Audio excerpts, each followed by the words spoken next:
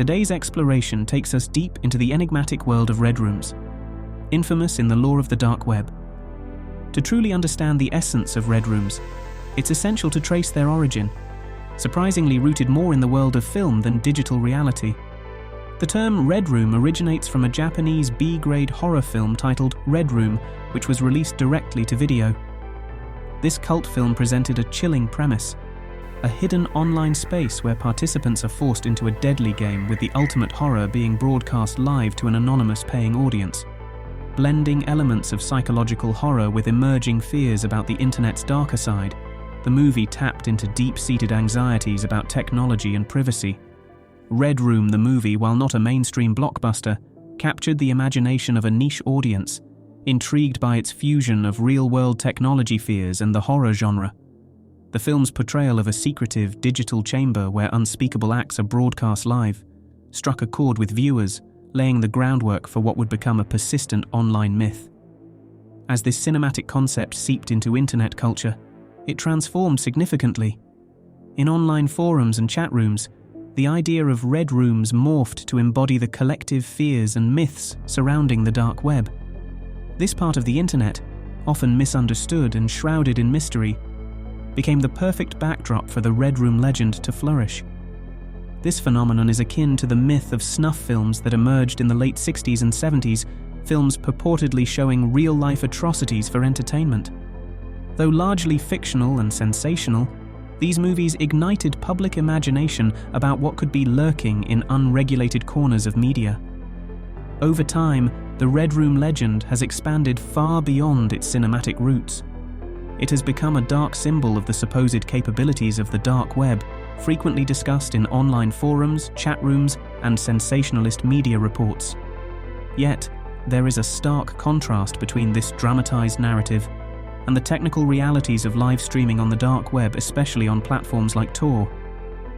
The challenges of live streaming on the dark web are significant. Tor, the most commonly used gateway to this hidden part of the internet, prioritizes anonymity and security over speed.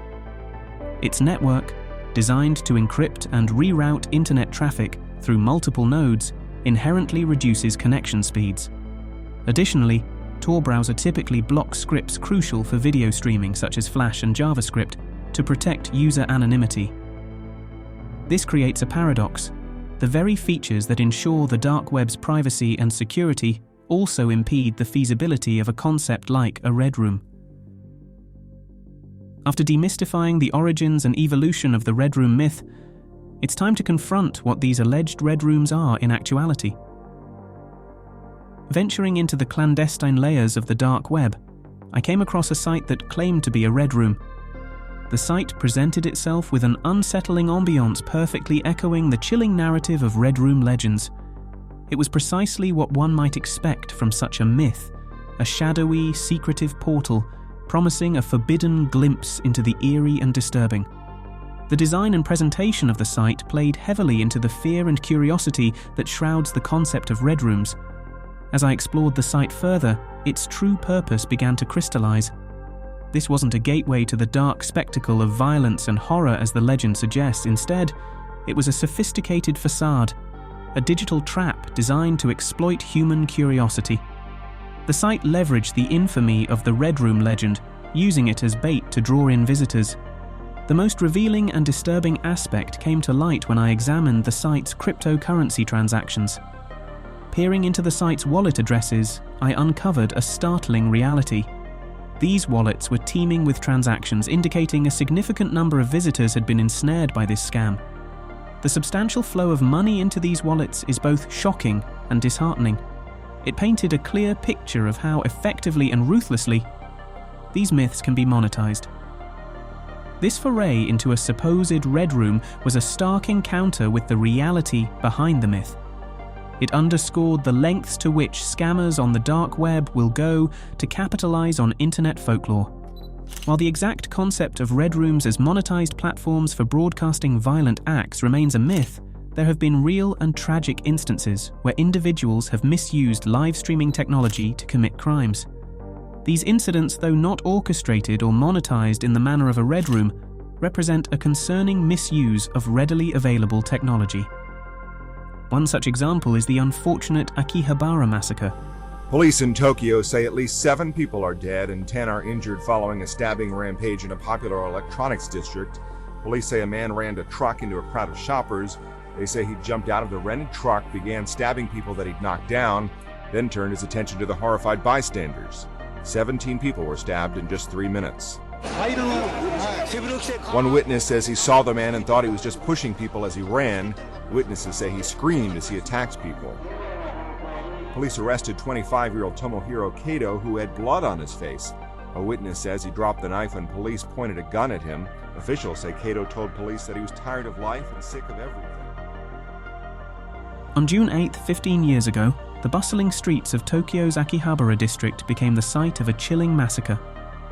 7 people lost their lives and 10 others were grievously injured when Tomohiro Kato drove a truck into pedestrians, then continued his rampage on foot, stabbing people at random. As Kato unleashed terror in Akihabara, the incident was broadcast live, capturing the attention of thousands online. Armed with digital cameras and smartphones, onlookers became live broadcasters.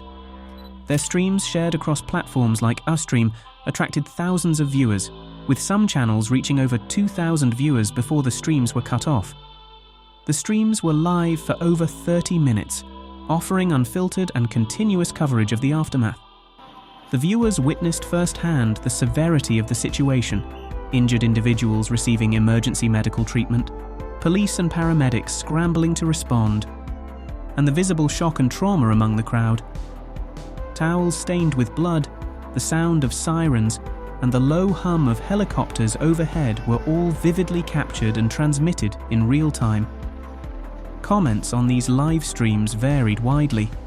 While some expressed horror and sympathy, others disturbingly reveled in the spectacle, echoing the morbid fascination often attributed to fictional red rooms. The streams became a platform for a wide array of human reactions, from empathy to a chilling detachment. The tragedy of Akihabara also opens a window into the troubled mind of its perpetrator, Tomohiro Kato. Executed last year, Kato's writings reveal a man grappling with a distorted sense of loneliness, a theme he explored across 4 books. Despite his attempts to articulate his feelings, he never fully explained the nature of his isolation. His words oscillated between a sense of mundane loneliness, like feeling alone at a game center or while driving for work, and a deeper, more existential isolation. Kato's inability to bridge the gap between his internal struggles and societal connections is a dark testament to the complexities of human psychology. His actions, though extreme, underscore a critical aspect of our digital era: the often unacknowledged depths of loneliness and alienation that can fester in the background of our technologically connected lives.